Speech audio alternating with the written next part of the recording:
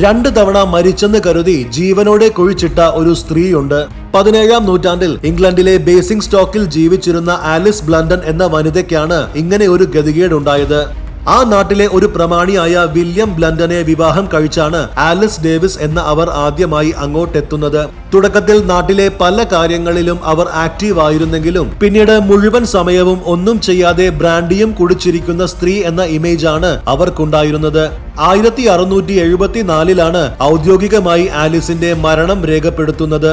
മയക്കുമരുന്നായ opium ഉണ്ടാക്കുന്ന poppy ചെടിയുടെ തണ്ടും വിത്തുകളും കൊണ്ടുള്ള ഒരു ഗ്രീൻ ടീ ഉണ്ട്. കൂടുതൽ ലഹരി കിട്ടാനായി പണ്ടുള്ള ആളുകൾ കുടിച്ചിരുന്ന പാനീയമാണത്. ഒരു ദിവസം അമിതമായ അളവിൽ ഈ ഗ്രീൻ ടീ കുടിച്ചിട്ടാണ് ആലിസ് അനക്കമില്ലാതെ വീഴുന്നത്. അങ്ങനെ പരിശോധിക്കാൻ വന്ന ഡോക്ടർ അവർ മരിച്ചു എന്ന് വിധിയും എഴുതി.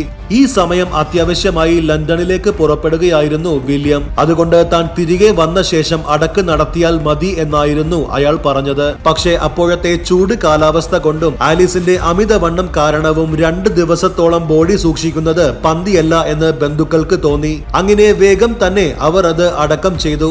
അതോടെ ആലിസിന്റെ കഥ അവിടെ തീർന്നുവെന്നാണ് എല്ലാവരും കരുതിയത്.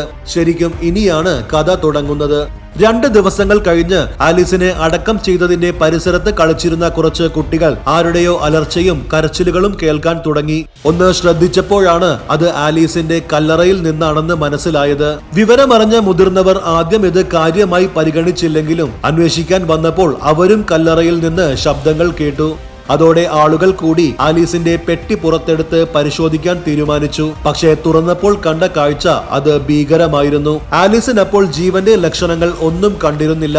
പക്ഷേ ആ ദേഹം നിറയെ ചോരയൊലിക്കുന്ന പരിക്കുകളും പാടുകളുമായിരുന്നു. ഏതാണ്ട് പെട്ടിയിൽ നിന്ന് പുറത്തേക്ക് ഇറങ്ങാൻ ശ്രമിച്ചപ്പോൾ ഉണ്ടായതുപോലെയുള്ള പാടുകൾ. അതായത് അടക്കം ചെയ്യുമ്പോൾ ആലീസിന് ജീവൻ ഉണ്ടായിരുന്നു. ഇത് കണ്ട് ഭയന്ന ജനങ്ങൾ പിറ്റേന്ന് ഒരു ഡോക്ടറുമായി വന്ന് പരിശോധിക്കാം എന്ന തീരുമാനത്തിൽ വീണ്ടും അവരെ കുഴിച്ചിട്ട് വീടുകളിലെ മടങ്ങി. പിറ്റേന്ന് ഡോക്ടർ വന്നിട്ട് ശവപ്പെട്ടി തുറക്കുമ്പോൾ തലേന്ന് കണ്ട ഭീകരാവസ്ഥ ഓർമ്മയുള്ളത് കൊണ്ട് ആളുകളിൽ പലരും അങ്ങോട്ട് നോക്കാതെ മാറി നിൽക്കുകയായിരുന്നു. പക്ഷേ പെട്ടി തുറന്നതും തലേന്ന് കണ്ടവരടക്കം എല്ലാവരും വീണ്ടും ഞെട്ടി. പെട്ടിയുടെ മൂടിയിൽ തന്നെ അനേകം തവണ മാന്തിയതിന്റെ ചോരയൊലിക്കുന്ന പാടുകൾ. ആലീസിന്റെ വസ്ത്രം മുഴുവനും കീറി മുറിഞ്ഞ് ദേഹത്തിന്റെ പല ഭാഗങ്ങളിലും കൂടുതൽ ആഴത്തിലുള്ള മുറിവുകൾ. നിർത്താതെ അലറിയിട്ടാണോ ജീവൻ നഷ്ടപ്പെട്ടതിന്റെ പരാക്രമം കൊണ്ടാണോ എന്നറിയില്ല അവരുടെ വായ താടിയെല്ലിൽ നിന്ന് വേർപെട്ട് പൊളിഞ്ഞിരിക്കുകയായിരുന്നു.